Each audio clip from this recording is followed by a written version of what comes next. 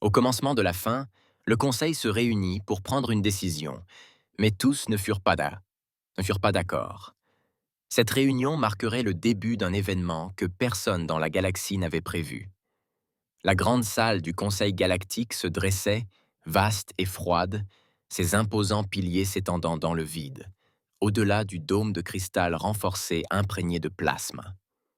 Au-delà du dôme de cristal renforcé imprégné de plasma, la lumière des étoiles affluait, projetant de longues ombres pâles sur les conseillers assis dans la chambre semi-circulaire. L'air portait le poids d'une guerre déjà perdue. Des projections holographiques planaient au centre de la pièce, affichant des rapports tactiques, le décompte des victimes et la vague de destruction qui s'étendait sur la carte galactique. Le haut conseiller Valorn se tenait sur le podium central, ses yeux allongés et enfoncés scrutant les représentants rassemblés. Sa peau, d'un violet translucide, miroitait sous la lumière artificielle. Le poids de la responsabilité pesait lourdement sur lui, ses avant-bras reposant lourdement sur le podium de pierre sculptée. Sa voix, bien que mesurée, portait la sonorité d'un glas funèbre. Je le savais déjà, mais les entendre parler à voix haute, sans prétention, sans illusion, creusait l'atmosphère. Valorn fit un geste, et les projections se modifièrent, révélant les sombres réalités. Des images aériennes de colonies en flammes, les débris de flottes brisées, abandonnées à la dérive dans le vide. Système après système, réduit en ruines sous l'avancée inexorable des Kotars. Pendant 2 décennies, c'était la seule réalité que la galaxie avait connue. 20 ans de guerre, 20 ans de systèmes disparaissant sous les bombardements cathares, d'évacuations désespérées et de derniers combats qui s'étaient tous terminés de la même manière. Les premières batailles avaient été porteuses d'espoir, les alliances solides. Mais l'espoir s'était estompé. Et maintenant, même les plus forts d'entre eux ne voyaient plus d'issue. Nos flottes sont décimées, poursuivit-il. Notre infrastructure militaire s'effondre. Les Cathares se sont adaptés à chacune de nos contre-mesures. Ils ne négocient pas. Ils ne cèdent pas. Il ne nous reste plus qu'une seule solution. Il laissa les mots se poser avant de porter le coup final. Ils ne cèdent pas. Il ne nous reste plus qu'une solution. Il laissa les mots reposer avant de porter le coup final. Le Conseil décrète le retrait immédiat de toutes les forces restantes. Nous consoliderons ailleurs ce qui reste de notre civilisation. Nous devons préserver le peu qui reste. Un murmure parcourut la salle, acceptation résignée, hochement de tête réticent. Ils s'étaient sans battus, ils avaient versé leur sang, et maintenant, ils allaient s'en battre en retraite. Tout sauf un. Le siège du représentant de la défense de la Terre unie restait occupé. Un humain se leva de son siège. Ce siège avait autrefois appartenu au chancelier Van Dien, un diplomate chevronné, une voix de la raison au milieu du chaos. Son absence était une blessure encore vive. Il avait péri quelques semaines plus tôt, lorsque les Kotars avaient tendu une embuscade à un sommet de paix sur la verge d'Orion. Pas de négociation, pas d'exigence, juste l'extermination. À présent, l'amiral Jason Ryder était assis à sa place, non pas un diplomate, ni un politicien, mais un soldat. Autrefois, les humains n'avaient été qu'une considération secondaire dans cette guerre. Une jeune espèce, inexpérimentée sur la scène galactique, envoyée sur les pires champs de bataille, avec des missions que personne d'autre ne voulait entreprendre. Les Expendables. Et pourtant, tandis que d'autres flottes se dispersaient, tandis que d'anciens empires s'effondraient, l'humanité résistait encore et encore. La guerre l'avait forgé, et maintenant, alors que tous les autres ne voyaient que l'inévitabilité de la défaite, il voyait autre chose. Son uniforme était impeccable, sa posture imposante. Son regard, aussi tranchant qu'une lame, balayait la salle avec une intensité qui fit bouger les conseillers sur leurs sièges. Ses cheveux noirs, étaient coupés courts, une mèche argentée traversant ses tempes, signe des années passées au front. Sa voix résonnait, dénuée de colère, mais imprégnée de quelque chose que le Conseil avait depuis longtemps abandonné. La conviction, mais imprégnée de quelque chose que le Conseil avait depuis longtemps abandonné. La conviction. Tu peux battre en retraite, dit-il d'une voix calme mais ferme. Mais l'humanité ne le fera pas. Le silence qui suivit fut différent. Non pas d'acceptation, mais d'incrédulité. Certains conseillers se raidirent. D'autres jetèrent un regard à leur père comme s'ils cherchaient une confirmation silencieuse de leurs propres pensées. Le seigneur de guerre reptilien Dranok gronda doucement, ses yeux ambrés se plissant, ne pouvant être que soupçonneux. De l'autre côté de la pièce, Vélari à la peau argentée se pencha en avant, son regard lumineux calculateur, intrigué plutôt que dédaigneux. Le visage de Valorn se tourna vers lui.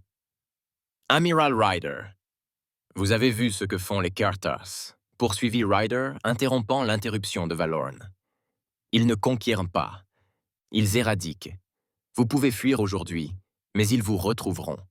Et quand ils le feront, vous devrez les combattre de toute façon. La seule question est de savoir si vous combattrez maintenant, avec une chance de renverser la situation, ou plus tard, quand il n'y aura plus rien à sauver. » Un léger murmure parcourut la pièce. Certaines espèces, dont les mondes natals étaient déjà tombés, s'agitèrent, mal à l'aise. Le regard de Valorn se durcit. On ne peut pas se permettre l'idéalisme. Ce n'est pas une question de courage. C'est une simple question de mathématiques. Tu crois que c'est une question de courage? La voix de Ryder resta ferme, malgré sa dureté. C'est une question de survie. La nôtre, la tienne, celle de tous. Il désigna la carte galactique, les poches de résistance qui se rétrécissaient, surlignées en rouge. Ils n'ont jamais affronté d'ennemis qui refusent de céder. C'est là notre avantage. Si nous leur donnons ce qu'ils attendent, si nous fuyons, ils nous poursuivront, monde après monde, jusqu'à ce qu'il n'y ait plus d'endroit où fuir. Ces paroles résonnèrent dans la salle, persistant dans l'air vicié. Pour la première fois, une hésitation perça le visage de certains conseillers. Mais la majorité resta impassible. Un membre des Viles Harry, une race d'humanoïdes à la peau argentée et aux yeux lumineux, se pencha en avant. Son ton était mesuré, prudent. « Amiral Ryder, l'humanité s'est battue bien au-delà de nos espérances. Vous avez fait preuve de résilience et d'innovation. Personne ici ne nie votre contribution. » Il marqua une pause. « Mais ce que vous suggérez est impossible. Nous avons déjà perdu. » Ryder soutint son regard d'un air neutre. « Pas encore. » Un autre conseiller, une imposante créature à 4 pattes, à la carapace de chaton, claqua des mandibules. « Vous cherchez à vous battre seul? Je ne cherche pas à vous convaincre, » dit Ryder d'un ton froid. « Je vous dis ce qui va se passer. Nous ne reculerons pas. Nous tiendrons le cap. » Il se redressa. « Fais ce que tu veux. L'humanité fera ce qu'elle doit. » Un silence pesant. Puis il inclina légèrement la tête, geste de respect formel. « S'il n'y a rien de plus, je prends congé. » Personne ne fit un geste pour l'arrêter. Certains étaient trop stupéfaits. D'autres, peu disposés à s'engager dans ce qu'ils considéraient comme un acte de défiance futile, se tournèrent vers la sortie lorsqu'une silhouette se détacha du demi-cercle de conseillers. L'ambassadeur Calus des Telvanni, l'une des rares espèces à avoir entretenu de solides relations diplomatiques avec l'humanité, avançait avec une urgence silencieuse, sa robe vert foncé flottant autour de sa silhouette élancée. « Tu n'es pas obligé de faire ça, Jason, » murmura Calus, à voix basse pour ne pas se soucier des autres. « Tu sais ce que je pense de ces bureaucrates, mais ils ont raison sur un point. Tu ne peux pas gagner cette guerre seul. Ils ont raison sur un point. Tu ne peux pas gagner cette guerre seul. » Ryder ralentit, jetant un regard en coin au Telvanni. « Et pourtant, nous allons nous battre. » Kaelas soupira, ses yeux dorés troublés.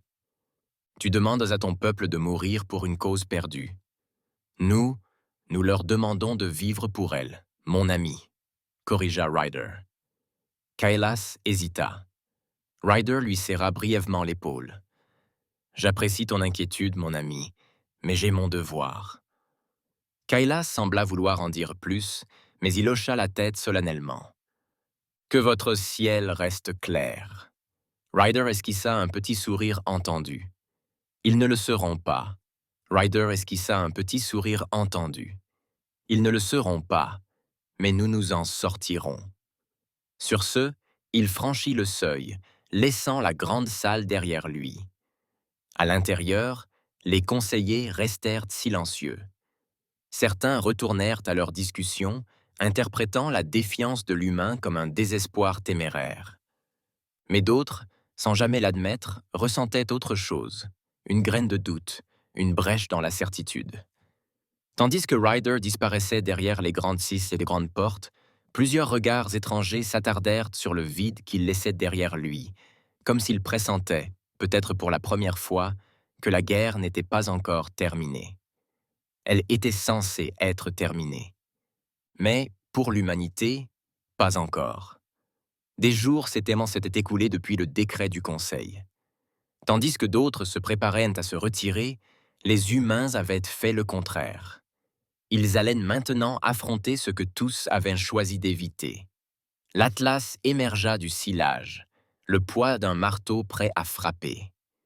L'imposant cuirassé, symbole de la résistance de la Terre, se dressait au cœur de la flotte humaine, alors qu'elle pénétrait dans le système Kyria 9. Autour, des dizaines de vaisseaux, croiseurs de bataille, corvettes et les derniers cuirassés opérationnels de la défense terrestre unie formèrent une formation éclair. Ils n'étaient pas venus en secret. La discrétion était inutile. Ils étaient venus pour tenir le front. Sur la passerelle de l'Atlas, portant le poids non seulement de son monde, mais aussi d'autres mondes menacés par les Cautars, l'amiral Jason Ryder se tenait au centre du pont de commandement, les mains jointes dans le dos, le regard rivé sur la géante gazeuse tourbillonnante en contrebas. Le système était étrangement silencieux, trop silencieux. Les Cautars n'étaient pas encore arrivés, mais ils le seraient bientôt. Une voix aiguë perça la tension. Signature de saut détectée, contacts multiples en approche, rapporta le lieutenant Gilbert Kovic, scrutant l'interface de la table creuse. On dirait qu'il nous attendait. Ryder expira lentement, imperturbable. Combien? Kovic ajusta les paramètres du scanner. Son expression se crispa. Première vague, 30 navires, lourds, croiseurs et porte-avions. Il marqua une pause, puis murmura. Bon sang, il y en a encore derrière eux. Ryder réagit à peine. Il s'y attendait. Le Cater n'envoya pas d'éclaireurs. Ils envoyèrent des flottes d'extermination.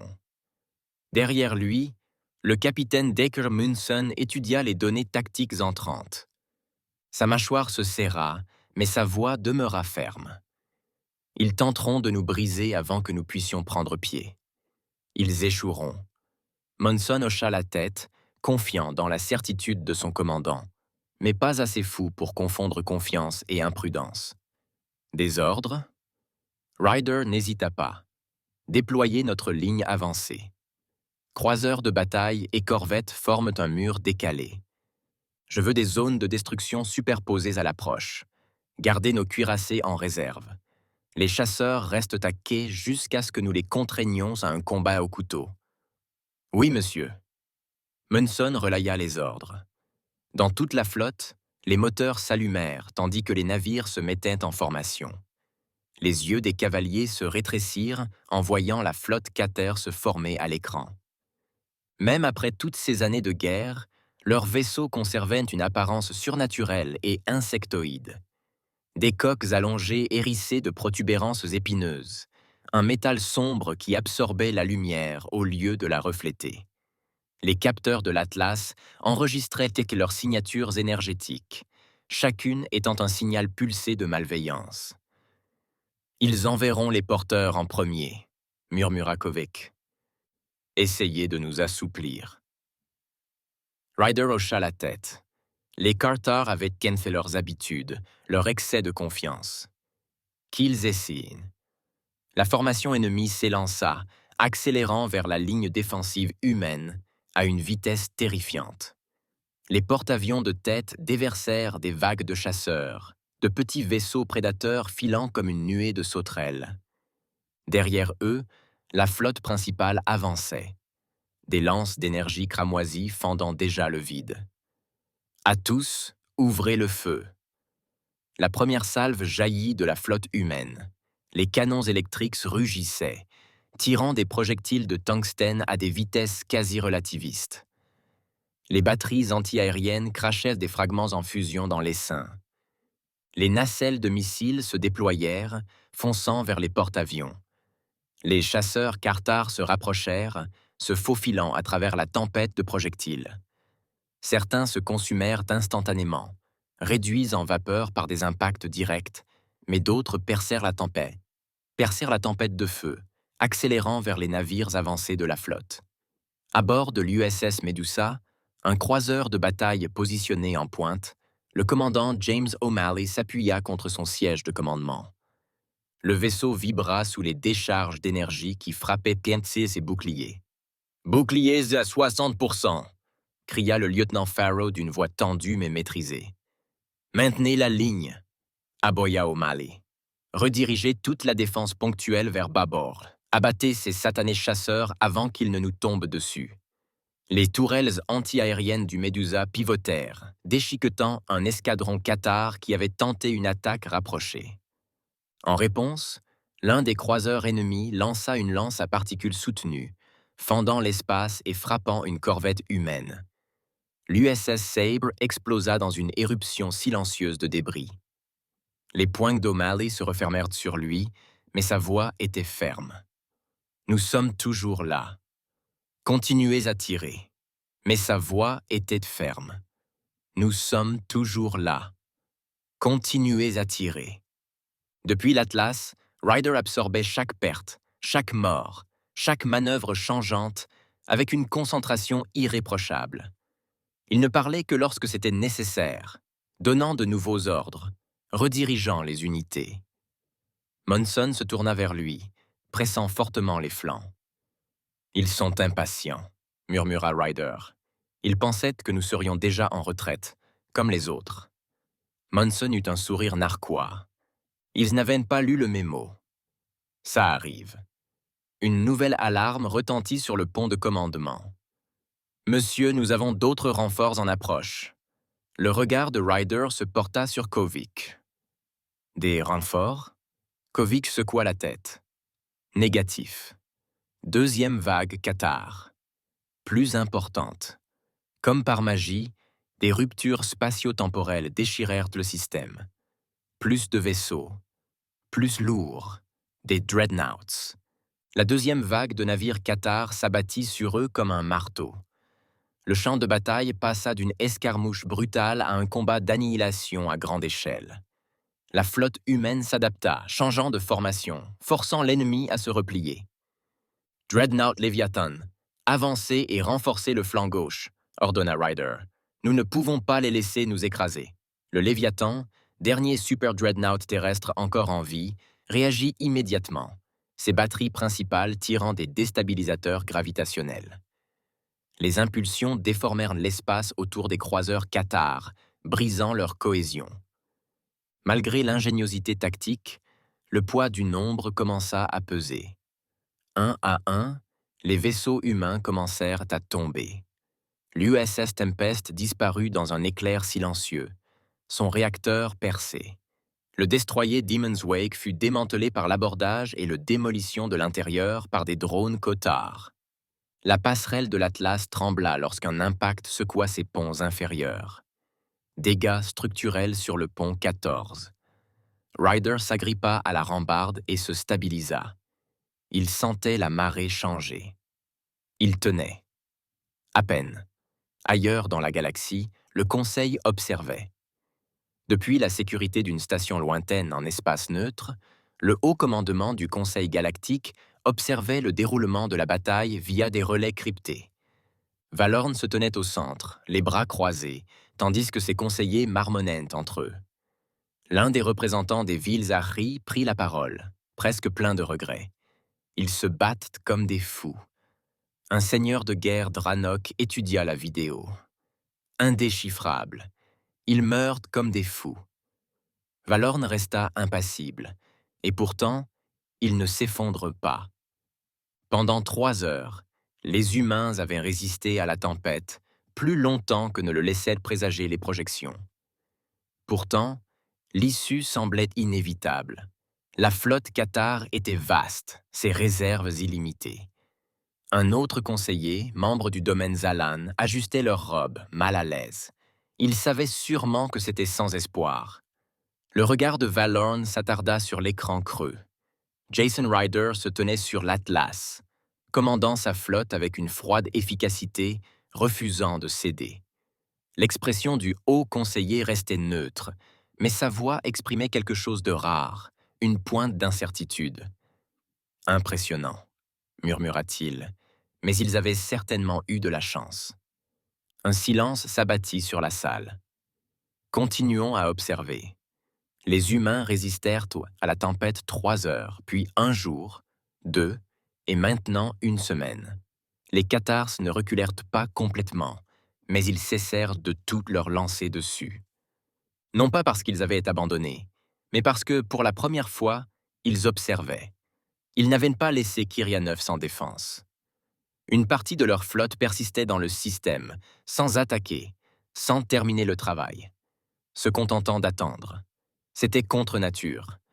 Les Cathars n'avaient jamais hésité auparavant, mais ils n'avaient jamais non plus rencontré d'ennemis refusant de mourir. Ils pensaient que les humains étaient finis, affamés, épuisés, une question de temps, et qu'ils avaient mieux à tuer. Ils laissèrent donc Kirianeuf sous surveillance, croyant le système déjà perdu. C'était leur erreur. Ryder n'allait pas les laisser s'en rendre compte. Mais avant qu'il puisse agir, une autre crise exigea son attention.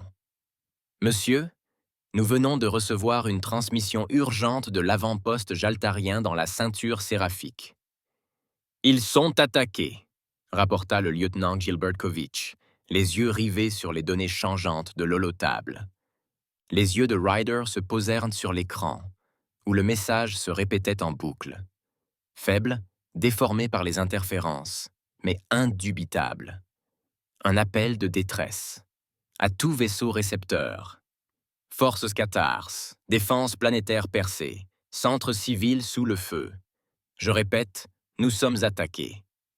Ryder serra les dents. Les Jaltarans étaient l'une des plus petites civilisations des secteurs extérieurs.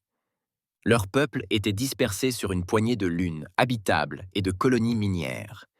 Ils ne disposaient ni de flotte, ni d'armée permanente. Leur seule défense résidait dans la promesse de protection du Conseil, promesse désormais rompue. Il se tourna vers le capitaine Dacre Munson, qui l'observait déjà avec la même compréhension sinistre. « Nous partons », dit Ryder sans hésitation. « Monsieur, sauf votre respect, nous ne pouvons pas laisser Coréa 9 ouvert. » La voix de Kovitch était sèche. S'ils se rendent compte que nous avons affaibli nos lignes, ils finiront le travail. Munson expira. « Alors, faisons-leur croire que nous sommes toujours là. » Ryder hocha la tête, déployait des signaux leurres à travers le système. Faux bavardage de flotte, pic de signature thermique. Je veux qu'ils voient des navires de guerre qui n'y sont pas.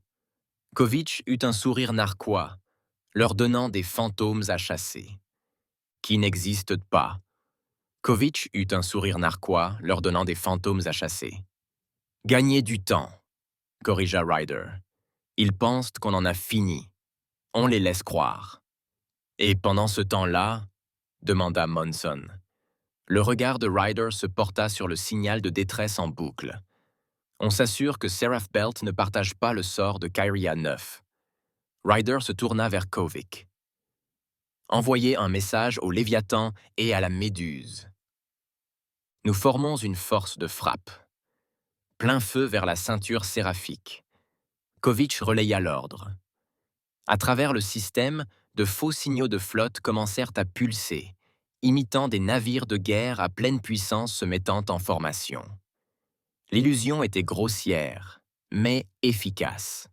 De leur point de vue éloigné, les observateurs cathars virent exactement ce que Ryder voulait qu'ils voient. Une flotte immobile. Les moteurs s'allumèrent. En quelques minutes, une force opérationnelle se détacha du front du porte-avions neuf, disparaissant dans le sillage. Atteignant le système, la ceinture séraphique était le chaos. Alors que la flotte quittait le sillage, la planète natale des Jaltarins était déjà en flammes. Les forêts autrefois luxuriantes de Tarvar étaient réduites à l'état de ruines fumantes. Des centres-villes entiers étaient ravagés par les bombardements orbitaux. Des avant-postes défensifs gisaient en ruines, dérivant dans la haute atmosphère de la planète. La flotte Cartar, composée de 2 groupes de combat complets, était toujours en orbite, ratissant méthodiquement la planète. Mais ils ne s'attendaient pas à une résistance. Jamais. Tous les vaisseaux, armes libres, ordonna Ryder. Faites-leur payer le moindre centimètre. Le Léviathan, dernier super dreadnought survivant de la Terre, tira le premier. Ces déstabilisateurs gravitationnels pulsèrent à travers la formation ennemie, brisant un croiseur cathar comme s'il était fait de verre. La Méduse suivit, ses canons électriques rugissant, déchiquetant les chasseurs ennemis avant même qu'ils puissent manœuvrer. Le cathar hésita. Cela ne dura que quelques secondes, mais ce fut là. La première lueur d'incertitude. Le moment où leurs calculs sur le champ de bataille échouèrent. Puis ils réagirent. Les vaisseaux de guerre cathars pivotèrent, passant de l'extermination à la défense. Les chasseurs fonçaient vers l'Atlas, leur sillage d'armes ébrant le vide. 2 destroyers cathars se détachèrent de la formation principale, cherchant à couper la voie à la flotte humaine. Mais Ryder n'était pas là pour fuir. « Avancez en orbite basse », ordonna-t-il. « Forcez-les à engager le combat rapproché. » C'était de la folie. Tout commandant rationnel garderait ses distances et se lancerait dans des bombardements à longue portée. Mais les Cautars n'étaient pas conçus pour le combat rapproché. Ils misaient sur une puissance de feu écrasante et la peur, et non sur des combats aériens de précision. Les humains imposèrent donc le combat au couteau. L'Atlas avança, ses canons anti-aériens rugissant, déchirant les escadrons ennemis dans des zones de destruction qui se chevauchaient. L'USS Tiamat, un puissant croiseur de bataille, fonça tête la première sur un porte-avions cathar, lançant une charge complète de torpilles à plasma directement dans ses hangars. L'explosion qui en résulta déchira les ponts intérieurs, brisant le vaisseau de l'intérieur. Pourtant, les humains étaient largement inférieurs en nombre, et le temps pressait. Mais la bataille en orbite ne représentait que la moitié du combat. À la surface de Tarvar, les civils jaltarins s'enfuirent à travers les décombres en flammes. De leur capitale, Choral, tandis que les troupes de choc Cartar déferlaient dans les rues. Les imposants guerriers insectoïdes avançaient méthodiquement, rassemblant les survivants vers la place centrale de la ville. Pas de prisonniers, pas d'hésitation. Puis les capsules de largage arrivèrent. Des troupes de choc humaines déferlèrent du ciel en déploiements orbitaux à grande vitesse, s'écrasant sur la ville avec la force de météorites. Les premières capsules explosèrent et les marines en sortirent, fusils au poing, se déplaçant à toute vitesse. Le sergent Massilo Bulger se précipita au sol, son exosquelette absorbant l'impact tandis qu'il tirait sur la première unité Cartar aperçue. Des décharges de plasma transpercèrent l'armure chitineuse de l'ennemi, projetant le guerrier à terre. « Bougez! Bougez! Bougez !» aboya Bulger. Des coups de feu fusèrent dans les rues. Les humains avancèrent, brisant l'avancée des Cartars et les forçant à se diriger vers des goulets d'étranglement. L'ennemi n'était pas habitué à cela. Pour lui, ce devait être un nouveau massacre, une nouvelle purge sans effort. Au lieu de cela, il perdait du terrain. Et puis, pour la première fois, les Cathars firent quelque chose que Bulger n'avait jamais vu auparavant. Ils reculèrent. L'écran de Bulger siffla, signalant une transmission entrante. Sergent Bulger, ici Atlas. Les forces Scatar se replient vers le secteur Est. Coupez-leur la route. Bulger eut un sourire féroce. Bien reçu. Au-dessus, en orbite, la flotte Qatar se disloquait. Ryder se tenait sur le pont de l'Atlas, observant les derniers vaisseaux ennemis tenter de fuir. Un destroyer, la coque déchirée, tenta de passer en distorsion, mais fut anéanti par une salve de torpilles bien placée du Léviathan. « Ils battent en retraite », confirma Monson. Ryder expira lentement. « On n'a pas fini. » Il se tourna vers Kovic. « Ouvrez un canal. Soyons clairs. » Un instant plus tard, la transmission fut diffusée sur toutes les fréquences. Ici, l'amiral Jason Ryder de la Défense terrestre unie. Vos forces sont en déroute. Vos vaisseaux fuient. Ce monde est désormais sous notre protection. Vos vaisseaux fuient. Ce monde est désormais sous notre protection. Vous pensiez que les faibles resteraient faibles. Vous pensiez que personne ne les soutiendrait. Vous aviez tort. Silence. Puis, les vaisseaux cathares restants disparurent dans le sillage, abandonnant le système. Pour la première fois depuis le début de la guerre, un monde occupé était repris. Depuis un poste de commandement caché, le haut conseiller Valorn observait la conclusion de la bataille. Il écoutait la transmission de Ryder, l'air indéchiffrable. Un officiel Zalan ajusta sa cape. Ils continuaient à surprendre. Le commandant Adrenok expira bruyamment. Ils auraient tant dû battre en retraite. Ils auraient dû se concentrer sur eux-mêmes. Valorn ne quitta pas l'écran du regard. Mais ils ne le firent pas, murmura-t-il. Un long silence. Puis Valorn prit la parole. Continuons à observer. Le champ de bataille au-dessus de Tarva était devenu silencieux. Pour la première fois, les Cathares battaient en retraite, non pas victorieux, mais vaincus. Sur le pont de l'Atlas, l'amiral Jason Ryder se tenait à l'holotable, le regard fixé sur l'écran tactique changeant. Des débris dérivaient dans le vide, humains comme cotards. Des incendies brûlaient encore dans la basse atmosphère de la planète natale des Jaltarans, mais les habitants étaient vivants. Ils avaient survécu. Cela signifiait quelque chose. La flotte ennemie a disparu, annonça le lieutenant Gilbert Kovic, la voix teintée d'incrédulité. Ils ont vraiment pris la fuite. Le capitaine Dacre Monson, debout aux côtés de Ryder, esquissa un sourire narquois. Nous les avons saignés plus fort qu'ils ne l'avaient prévu. Ils ne savent pas quoi faire quand leur proie riposte. Ryder hocha la tête distraitement. Ils reviendront, pensa-t-il. Les Cotards ne laissaient jamais rien d'inachevé. Mais cette bataille avait fait ce qu'aucune autre n'avait fait. Elle avait révélé une faiblesse. Une autre semaine s'était écoulée. La galaxie observait, attendant l'inévitable effondrement. Mais quelque chose d'inattendu commençait à se dessiner. Une alerte de transmission vacillante pulsa au bord de l'holotable. Kovic fronça les sourcils, les doigts tapotant l'interface. « Monsieur, nous recevons plusieurs transmissions cryptées, de fréquences différentes, de sources différentes, et aucune ne provient des mondes du Conseil. » Le front de Monson se fronça. « Réseau civil. » « Non, dit lentement Kovic, écoutant dans son oreillette. Ce n'est pas un trafic de détresse. Il nous appelle directement. » Le regard du cavalier s'aiguisa. Le regard de Ryder s'aiguisa. Le message vacilla. L'écran principal vacilla, se résolvant en de multiples projections holographiques. Dirigeants, officiers militaires et représentants d'espèces que le Conseil avait considérées comme non pertinentes. Leur monde n'avait jamais compté pour le plus grand effort de guerre. Trop petit, trop faible, trop fragmenté. On leur avait toujours dit la même chose. Restez à l'écart et survivez. Et maintenant, un par un, ils étaient venus lui parler.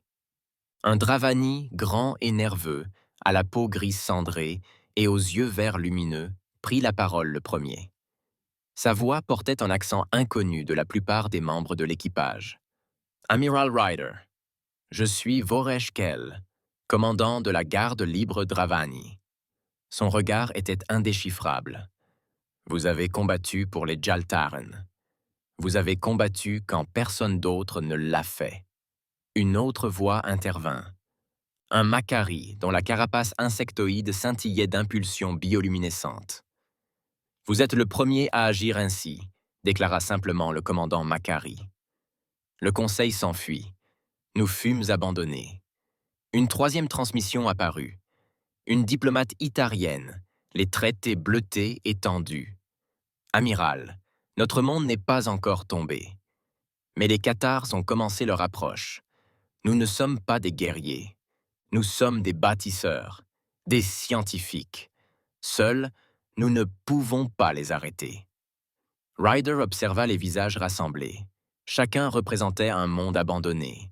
Des mondes que le Conseil avait jugés inutiles. Une lente prise de conscience se répandit parmi l'équipage de la passerelle. Ce n'était pas un simple appel à l'aide. C'était bien plus que cela. Ils n'étaient pas là en mendiant. Ils étaient annotés là comme des alliés attendant d'être trouvés. Dans une salle de conférence sécurisée à bord de l'Atlas, Ryder se tenait face aux hologrammes rassemblés, la posture ferme. Munson et Kovich le flanquaient, tandis qu'une poignée d'officiers écoutait en silence. Voreshkel fut le premier à apaiser la tension. « Vous avez prouvé ce que nous soupçonnions », dit le commandant Dravani, les bras croisés. « Le Conseil a déjà perdu. Ils battent en retraite pendant que vous combattez. » Ryder garda une expression neutre. « Je me fiche de ce que fait le Conseil. Ce qui m'importe, c'est d'arrêter les Cathars. » En bref silence. Puis Voresh esquissa ce qui aurait pu être l'ombre d'un sourire. Puis nos intérêts convergent. La diplomate Atari hésita, jetant un coup d'œil aux autres. « Nous n'avons pas les flottes nécessaires pour mener une guerre ouverte, » admit-elle. « Mais nous disposons d'une technologie, de systèmes de blindage avancés et de méthodes de distribution d'énergie supérieures à celles employées par le Conseil. Si vous combattez, nous vous fournirons l'énergie nécessaire. » Le représentant Makari se pencha en avant. « Nos ingénieurs peuvent améliorer l'efficacité de votre vaisseau d'au moins 20%. Nous demandons simplement que nos survivants soient placés sous votre protection. » D'autres voix s'élevèrent. Engagement de ressources, petits groupements tactiques, soutien industriel. Ce n'était pas grand-chose. Ce n'était pas suffisant pour gagner une guerre. Mais c'était un début. Un sacré bon début. Korok se pencha légèrement, à voix basse. « Monsieur, c'est dangereux. Si nous les intégrons à nos forces, les Cathars nous remarqueront. Ils nous verront comme une réelle menace. Si nous rencontrons des forces, les Cathars nous remarqueront. Ils nous verront comme une réelle menace. » Le regard de Ryder resta fixé sur les dirigeants rassemblés. Sa décision était déjà prise.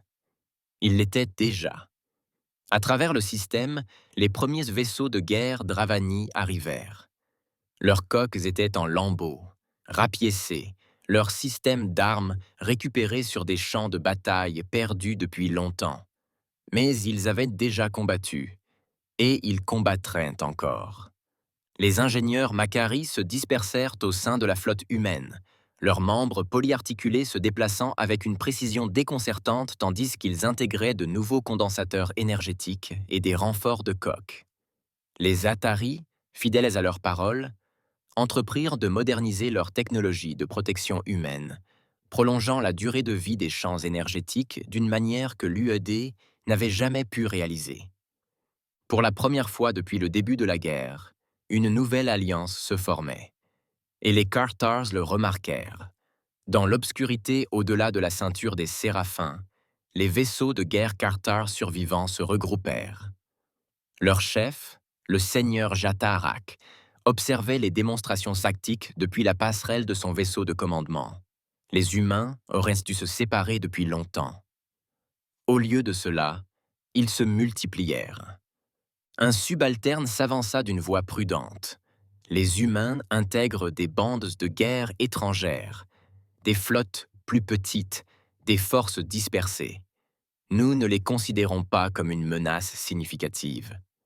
Les mandibules de Jatharak claquèrent. Elles ne l'éteignent pas avant, songea-t-il. Il désigna les enregistrements de la bataille projetée, la flotte humaine refusant de se replier, les contre-attaques soudaines, les pertes croissantes parmi les forces scartares. Personne ne n'était censé se battre comme ça. Les Carthars ont vaincu par la terreur, convaincus que toute résistance était vaine. Dès que leurs ennemis ont compris leur futilité, ils se sont effondrés. Mais les humains, eux, n'y croyaient pas. Shattark se tourna vers son second. Augmentez la pression. Leurs alliés sont faibles. Exploitez-les. Les Carthars s'adapteraient, ou ils perdraient. De retour à bord de l'Atlas, Ryder se tenait devant les commandants de sa nouvelle alliance. « Les Carthars vont arriver, dit-il. Vous avez vu ce qu'ils font. Vous savez ce qui est en jeu. » Un murmure d'approbation. « Nous sommes en infériorité numérique, poursuivit-il. Nous sommes en infériorité numérique, et personne ne viendra nous sauver. » Le silence régnait dans la salle. Mais cela ne signifie pas que nous ne pouvons pas gagner. Voreshkel inclina légèrement la tête. « Que proposez-vous » Les yeux de Ryder brûlèrent de curiosité et brûlèrent de conviction. « Nous les faisons saigner. » Depuis une chambre secrète de la haute station du Conseil, Valorn observait les derniers rapports de renseignement. Les humains avaient accompli l'impossible. Ils avaient inspiré d'autres à se lever. Le haut conseiller croisa les mains derrière le dos. Cela n'était pas censé se passer ainsi. L'un de ses conseillers parla avec hésitation. « Devrions-nous intervenir » L'expression de Valorn resta indéchiffrable. « Pas encore. » Un silence. Continuons à observer. Cela faisait des semaines depuis le premier. La bataille. La guerre faisait toujours rage, mais quelque chose avait changé. L'ennemi n'avançait plus avec la même assurance. Le modèle changeait. La guerre était en train de changer. Les Cathars avaient régné par fatalité, par la certitude inébranlable qu'aucune espèce ne pourrait leur résister éternellement. Ils avaient écrasé des empires, réduit en cendres des civilisations entières et effacé leur nom de l'histoire. Mais maintenant, pour la première fois de mémoire d'homme, la marée tournait sur le pont de l'Atlas. L'amiral Jason Ryder étudiait les nouvelles cartes de bataille. La flotte de l'Alliance, autrefois une collection désespérée de survivants, était maintenant en mouvement. Ils avaient fait plus que survivre, ils poussaient en avant. Des rapports circulaient dans les navires de guerre Dravani de Voreshkel qui avaient frappé un centre logistique cathare le long de la faille d'Orion, attaquant des dépôts de carburant et des caches d'armes. Les ingénieurs Macquarie avaient terminé l'intégration de leur système de blindage à la flotte du ED, permettant aux vaisseaux humains de résister à des tirs directs qui les auraient paralysés des semaines auparavant. Et, plus important encore, les Atari avaient déchiffré le cryptage Kotar. Ils ne s'attendaient pas à ce qu'on leur vole leur communication, marmonna le capitaine Dacre Monson en regardant les transmissions décryptées défiler sur l'écran tactique. Ces salauds arrogants pensaient que personne ne survivrait assez longtemps pour s'en soucier. Ryder plissa les yeux. Il ne se contentait plus de survivre. Il gagnait tant des batailles. Pas toutes, pas facilement. Mais les Cathars avaient commencé à saigner. Et ils le remarquèrent. Bien au-delà de la ceinture des Séraphins, dans les salles de commandement du seigneur Jathérak, le conseil de guerre se réunissait. La pièce était faiblement éclairée, les murs couverts de glyphes vibrants représentant les données changeantes des batailles cathars. L'atmosphère était faiblement éclairée, les murs couverts de glyphes vibrants représentant les données changeantes des batailles Kotar. L'atmosphère était différente. Auparavant, ces salles baignaient dans la certitude de la victoire. À présent, le doute régnait. Un tacticien de haut rang s'avança, les mandibules crispées par la frustration. Les humains continuaient de s'adapter. Leurs pertes auraient dû les briser, et pourtant ils résistent. Jatharak resta immobile, son imposante silhouette pensive. Leur survie était imprévisible, admit-il. Ils auraient dû s'effondrer sous la pression. Le tacticien hésita avant d'ajouter. La flotte engagée à Tarva rapporte que les humains ne se contentent plus de résister. Ils avancent. Le silence retomba dans la salle. Ce mot n'avait jamais été utilisé auparavant pour désigner un ennemi des Cathars. Il avance. Jotarak pencha la tête, ses yeux sombres se plissant. Il ne nous reste alors qu'une seule option. Une projection holographique s'est déployée, montrant plusieurs systèmes contrôlés par les humains et leurs flottes alliées. Nous les écrasons, a déclaré le Seigneur suprême, avant qu'ils ne deviennent incontrôlables. Les Cathars avancèrent plus vite que prévu. Leur flotte, autrefois dispersée sur plusieurs campagnes, commença à converger. Ils ne ciblaient plus seulement les bastions humains. Ils traquaient les alliés. Un signal de détresse parvint à l'Atlas, une colonie dravanienne assiégée. Les Cathars avaient contourné les défenses extérieures et fonçaient droit sur les centres civils. « Ils essaient de briser l'alliance », dit Kovic, serrant le poing. « Ils veulent briser les petites flottes, nous isoler. Ils pensent que la peur fonctionnera », ajouta Monson. Ryder observa les rapports de bataille. Il avait le choix. Il pouvait se replier, renforcer les positions existantes, ou porter le combat contre l'ennemi. Sa décision fut prise avant même que quiconque ait fini de parler. « Envoyez l'ordre », dit Ryder. « On ne les attend pas, on frappe les premiers. » 3 heures plus tard, l'Atlas, le Léviathan et le Médusa émergeaient du sillage, flanqués de raiders Dravani et de vaisseaux de soutien Makari. La flotte Carthar était déjà engagée dans un bombardement planétaire. Leurs forces se dispersèrent, tandis qu'elles détruisaient méthodiquement la colonie en contrebas. Ils n'ont pas vu la contre-attaque arriver. Le Léviathan a tiré le premier. Ses déstabilisateurs gravitationnels ont percé le cuirassé Carthar de tête, envoyant des ondes de choc à travers la flotte. Les vaisseaux d'attaque Dravani ont essaimé, frappant les points faibles exposés des formations Cathars. Au sol, des troupes de choc humaines se sont déployées en parachutage à haute altitude, attaquant les unités de guerriers Cathars déjà débarquées. Le sergent Masilo Bolger mena son équipe à travers les décombres d'un secteur de colonie détruit, son fusil lançant des décharges de plasma à cadence rapide sur les escouades ennemies. « On les encercle !» aboya Bolger. Ses communications crépitèrent. « Bolger, ici Atlas, pour de vrai. Nouveaux ordres. Conduisez-les vers le secteur nord. On leur coupe la fuite. » Un silence. « Et le sergent ? Monsieur ? Faites-les saigner. » Les forces Scotar furent mises en tête, encore mises en déroute. Ce qui avait commencé comme une campagne d'extermination décisive s'était transformé en un massacre, mais cette fois, ce n'était pas à leur avantage. Des navires furent abandonnés en plein combat. La cohésion tactique s'effondra.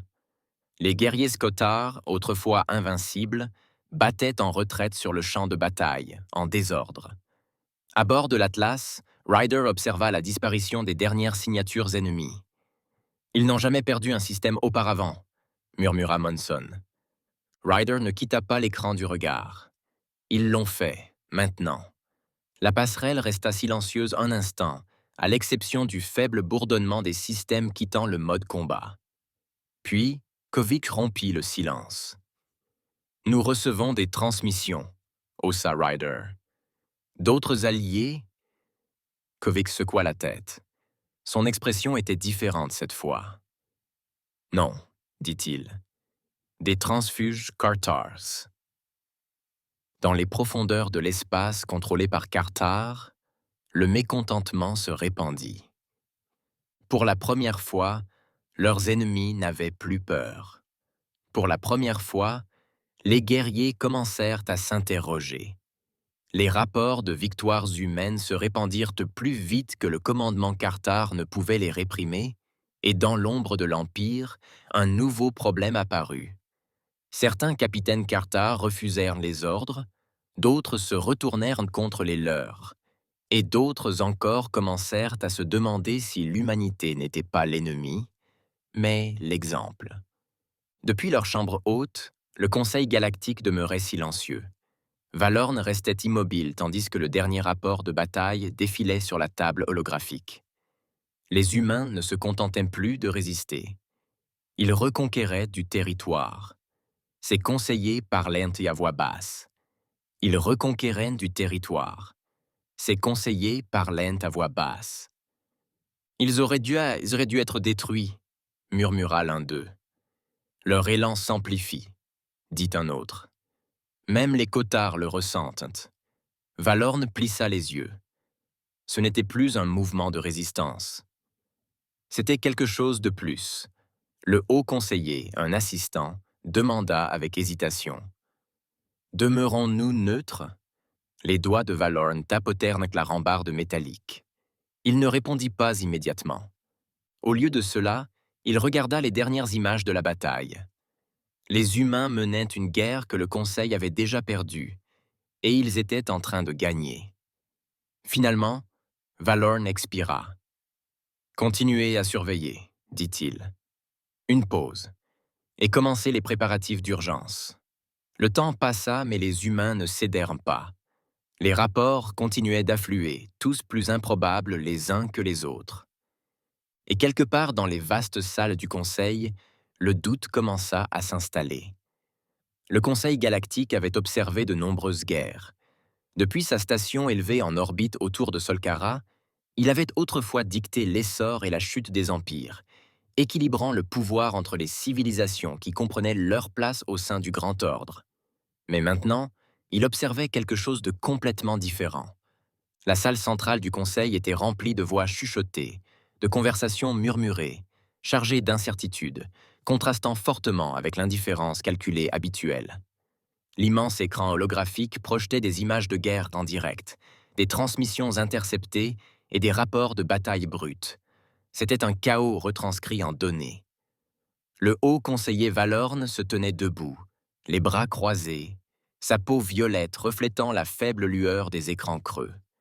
Ses 4 yeux scrutèrent les images de la bataille en silence, absorbant chaque image, chaque changement tactique, chaque victoire humaine.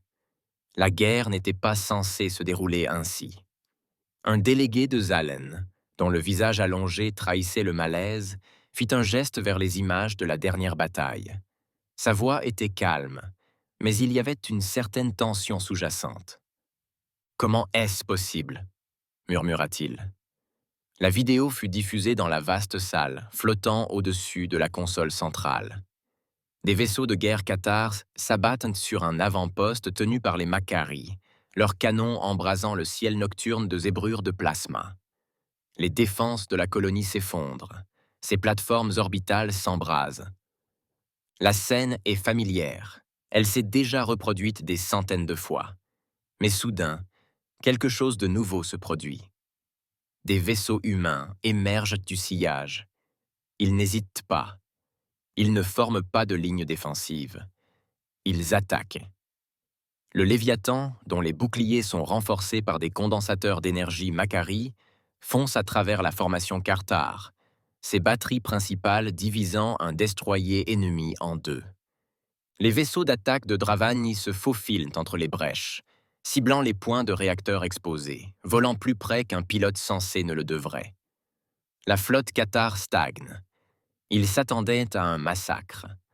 Au lieu de cela, ils découvrent une bataille. L'image vacilla, revenant à la salle du conseil.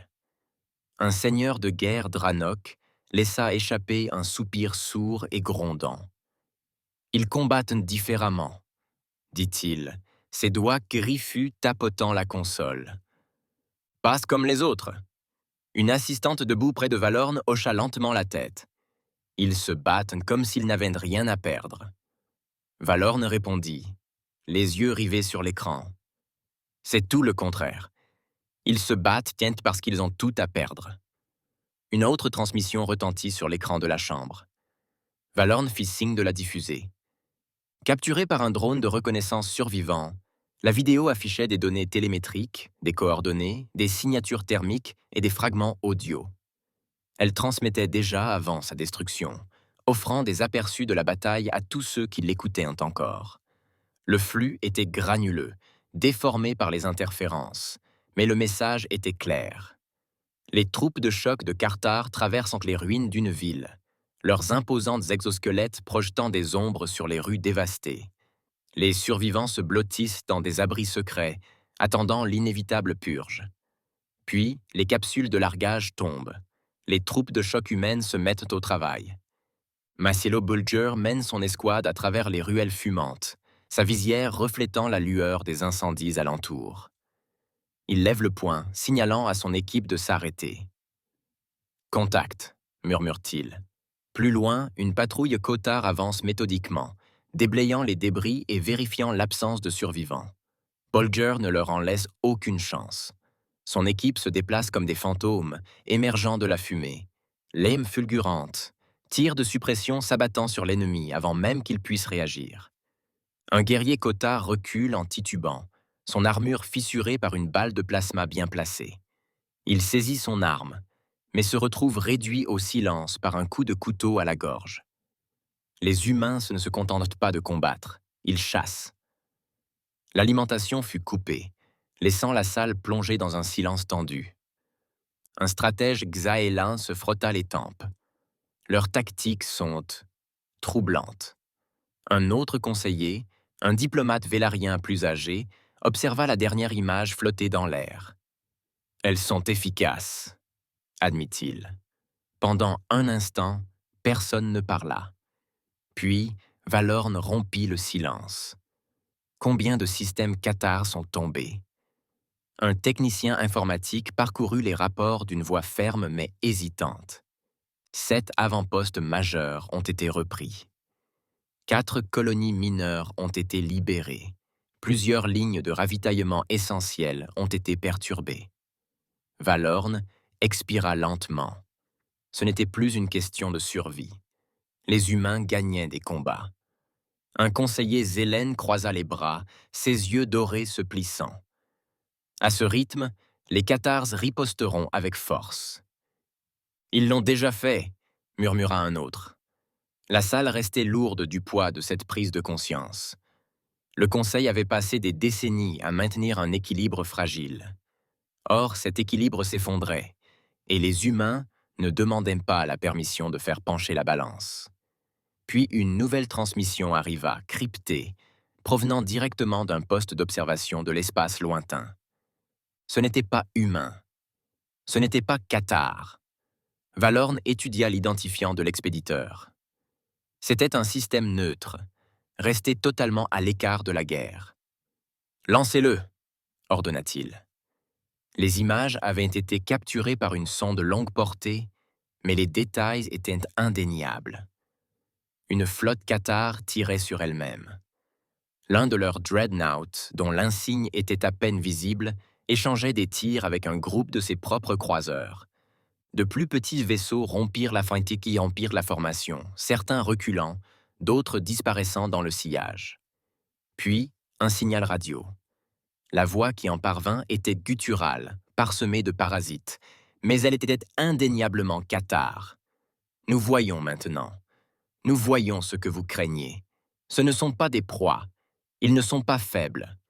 Vous nous avez fait croire que les humains étaient inférieurs à nous, mais ce sont eux qui tiennent bon. Et nous, la voix hésita. Nous refusions de mourir pour un mensonge. La transmission fut coupée. La chambre resta silencieuse.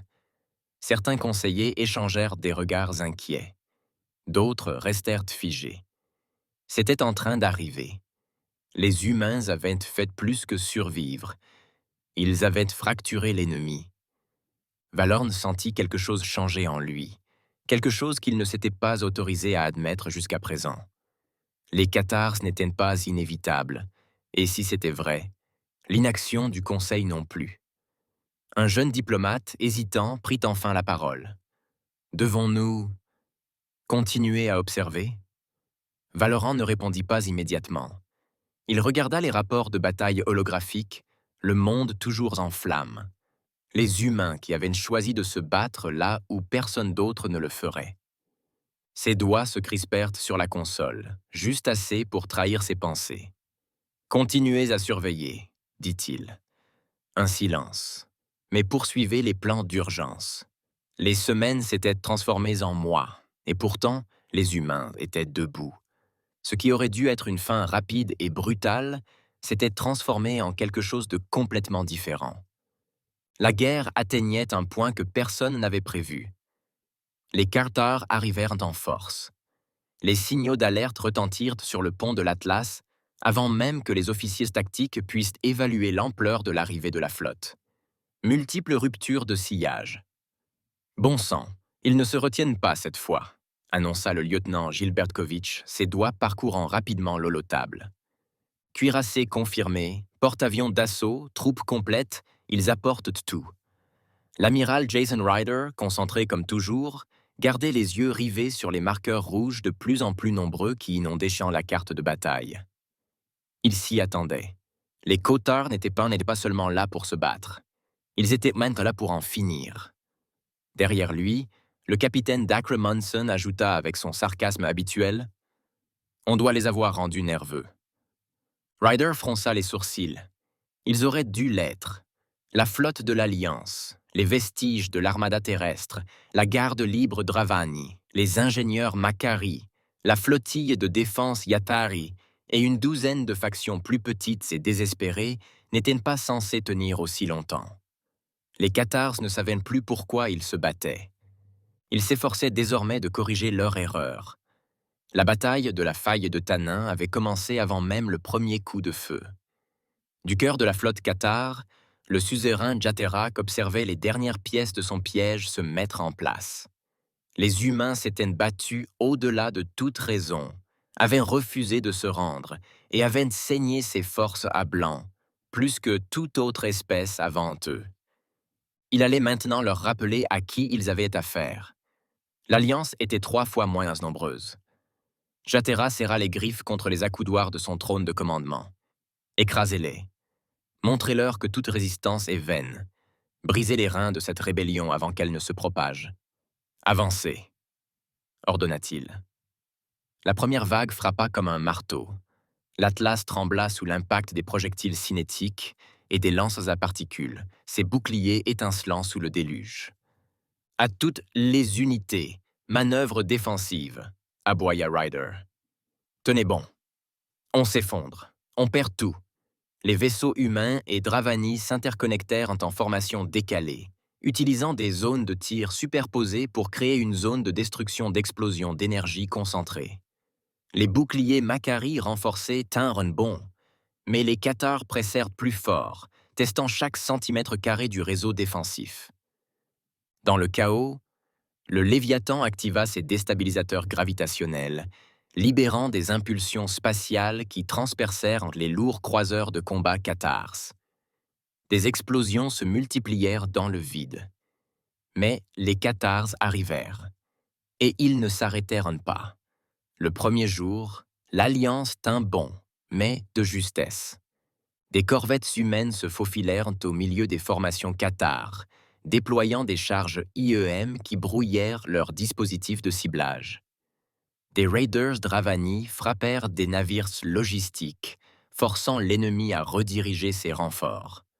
Le sergent Massilo Bulger mena ses forces terrestres à travers les ruines de l'avant-poste principal de Tanin, engageant des escarmouches rapprochées contre les troupes de choc Cathar. « Leurs renforts ne s'arrêtent pas !»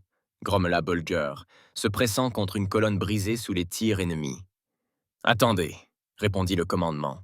« Il nous faut du temps pour repositionner l'artillerie. » Bulger serra les dents. « Dites-leur de se dépêcher. » Le troisième jour, les Cathars ajustèrent leur tactique, ciblant les lignes de ravitaillement plutôt que les engagements frontaux. « Ils essaient de nous affamer », murmura Munson en étudiant les dernières données de mouvement de la flotte. « Couper nos voies de ravitaillement. Nous démanteler pièce par pièce. » Ryder l'avait anticipé. « Ils pensent que nous avons besoin de temps pour récupérer, » dit-il. « Ils ne nous comprennent pas du tout. » Au lieu de se replier, Ryder envoya la flotte en avant, attaquant les positions avancées du commandement Cathar. perturbant leur formation avant qu'ils ne puissent consolider leur siège. L'ennemi hésita pour la première fois et Ryder le lui fit payer. Au 7e jour, la guerre ne détruisait pas les humains, elle détruisait les cathars. Sur le pont de l'Atlas, une alerte soudaine interrompit les rapports de bataille. Les yeux de Kovic s'écarquillèrent. « Monsieur, nous avons des vaisseaux en approche. » Ryder tourna brusquement la tête vers lui. « D'autres ? » « Non. » La voix de Kovic était étrange. L'holo-écran principal se mit à jour. Nouveau contact. Plusieurs flottes s'en approchent. Pas Carta. Pas l'Alliance. Le Conseil. Une transmission arriva directement sur le canal de Ryder. L'hologramme vacilla, puis se stabilisa, un visage familier apparaissant à l'écran. C'était Valorn, et il n'était pas seul. Derrière lui se tenaient des représentants de toutes les espèces majeures du Conseil galactique. Le silence ne dura qu'un instant. Puis Valorn prit la parole, d'une voix mesurée. « Vous ne nous avez pas laissé le choix, amiral. » Ryder sentit le poids de ces mots s'apaiser. Puis l'expression de Valoran changea, déterminée. « À bientôt sur le champ de bataille. » La transmission fut coupée. Monson laissa échapper un soupir d'incrédulité. « Vous plaisantez. » Les derniers jours de la guerre étaient arrivés, mais pas comme on l'avait imaginé. Ce qui avait commencé comme un acte de défi désespéré était devenu bien plus grand. La flotte cathare, autrefois la force dominante de la galaxie, battait en retraite. Leur formation fracturée, leur chaîne de commandement brisée, et l'aura d'inéluctabilité qui les avait entourés pendant des siècles avait disparu. Sur le pont de l'Atlas, l'amiral Jason Ryder observait le champ de bataille se dérouler. Les marqueurs rouges qui autrefois envahissaient la carte de la bataille comme une peste disparaissaient un à un. Certains navires furent détruits, d'autres tentèrent de fuir, mais il n'y avait plus d'endroit où fuir. « Confirmé », annonça le lieutenant Gilbert Kovic. Le dernier de leurs croiseurs lourds vient d'abandonner la ligne. Le reste de leurs forces se disperse.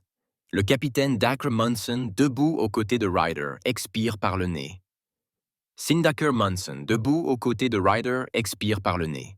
« Alors ça y est, » murmura-t-il. « Après tout ce temps. » Il court. Ryder ne répondit pas immédiatement. Il étudia la carte de la bataille, son regard parcourant les champs de débris, les épaves de centaines de vaisseaux, humains et cathars. Sa flotte était malmenée, le coût inimaginable. Mais l'impossible s'était produit. Les cathars étaient en train de s'effondrer, et cette fois, il n'y aurait pas de retour en arrière. Sur le champ de bataille, la réalité de leur défaite s'imposait. Sur le vaisseau amiral Cathar, le seigneur Jotarak se tenait au centre de sa passerelle de commandement en flammes, les mandibules tremblantes sous les rapports des commandants de flotte paniqués. Ces seigneurs de guerre étaient morts, ces cuirassés hors d'état de nuire, ces guerriers démoralisés. Ils ne perdaient pas seulement, ils s'effondraient. La peur qu'ils avaient utilisée pour dominer la galaxie s'était retournée contre eux. Autrefois, les espèces s'étaient effondrées à la simple vue des vaisseaux de guerre cathars. Maintenant, ils combattaient sans hésitation. Les humains l'avaient fait. « Ils nous traqueront », dit l'un de ses derniers généraux, la voix imprégnée d'une émotion que les cathars ne s'étaient jamais permis de ressentir auparavant. La terreur. Les griffes de Jatarak se crispèrent sur la console de commande. Ce n'était pas ainsi que la guerre était censée se terminer. Avec un grognement profond et résigné, il donna son dernier ordre. Tous les vaisseaux restants battaient en retraite. Et pour la première fois de leur histoire, les cathars s'enfuirent. Les vaisseaux cathars en fuite filèrent dans le sillage, cherchant désespérément à atteindre le moindre recoin de l'espace où les humains ne les suivraient pas. Mais ils n'avaient rien appris. L'Atlas et le reste de la flotte de l'Alliance étaient déjà à leur poursuite.